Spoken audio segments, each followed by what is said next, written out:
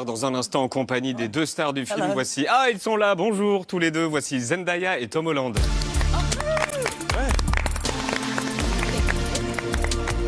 Ouvert la bande-annonce du nouveau Spider-Man en live. On regarde. Wow! Vous l'aviez vraiment pas vu, pour de vrai?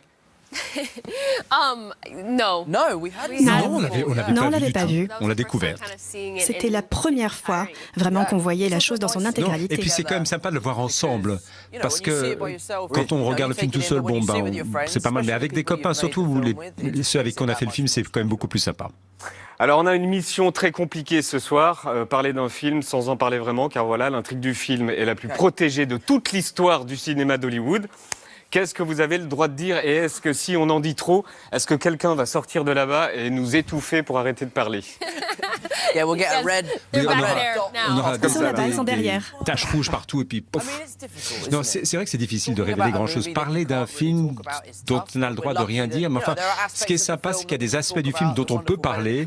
Par exemple, le personnage qui joue Doctor Strange, On peut parler des un méchants. prêtre, les méchants, Jamie Foxx qui a son nouveau rôle. Enfin bon, il y a des tas de choses dont on peut parler, mais il y a beaucoup de choses qu'on peut pas révéler. Je dois dire que je suis assez stressée parce que, bon, quand on est en promotion, en fait, on peut rien dire, c'est vraiment compliqué. stressant.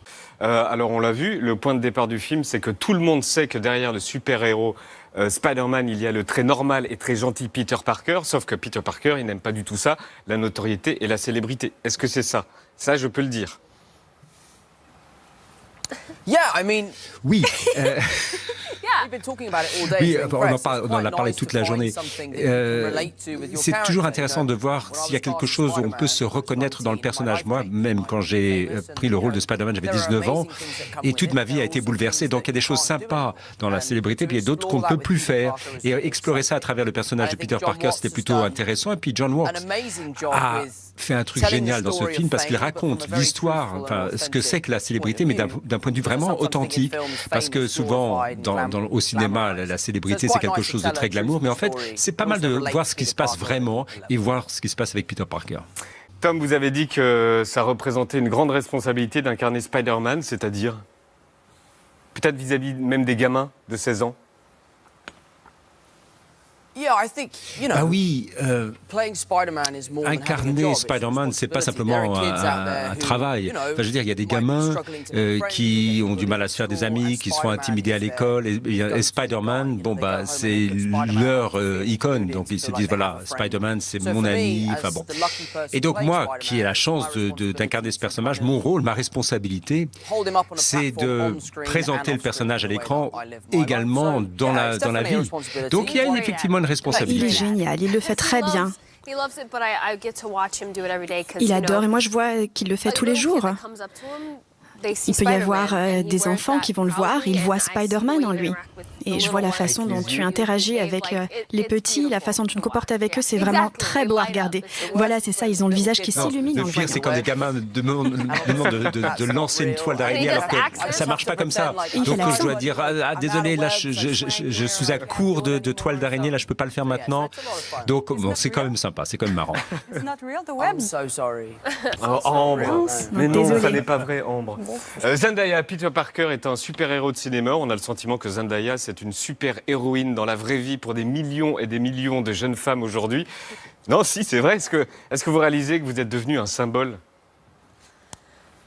Oh man, icon is a big word. C'est un mot assez chargé, symbole. J'essaie de ne pas penser aux choses de cette façon-là, parce que sinon, comment dire, c'est trop, c'est énorme. Donc j'essaie simplement de vivre les choses au jour le jour et d'essayer d'être la meilleure version de moi-même. Et puis j'espère bien sûr que ça va pouvoir inspirer certaines personnes et j'espère que je fais ce que je fais du mieux que je peux. Comme pour notre travail en fait, c'est comme si on se déguisait tous les jours. C'est comme si on vivait un rêve, mais finalement on rencontre des gens après que ça touche d'une certaine façon. Et finalement, c'est ça qui donne une raison à ma vie, à ma carrière. Et ça, j'en suis très reconnaissante. Donc, symbole, c'est un mot assez fort, mais pourquoi pas? C'est marrant parce que le cinéma, c'est notre métier au quotidien, mais quand on travaille avec quelqu'un dont on est très proche, comme maintenant ou avec Jacob, on se rend compte que nos métiers sont un peu ridicules parce que On est là, on fait semblant d'être d'autres personnes, avec des gens qui savent très bien qui nous sommes. Alors, quelquefois c'est marrant, mais enfin, bon, c'est dur, mais c'est quand même sympa. Avant de faire une pause, je voulais vous confirmer que vous avez signé pour 3 autres Spider-Man. Next question. J'en ai plus. Don't worry about it. Maybe. Listen, all I'll say is that we Écoutez, have tout ce que je peux vous dire, c'est c'est qu'il y a des choses très intéressantes qui vont se passer. Je ne peux pas vous dire exactement de quoi il s'agit et comment ça va se traduire dans la réalité, mais disons que l'avenir est très très prometteur, très brillant. Et comme je l'ai dit, Spider-Man vivra toujours dans nos cœurs.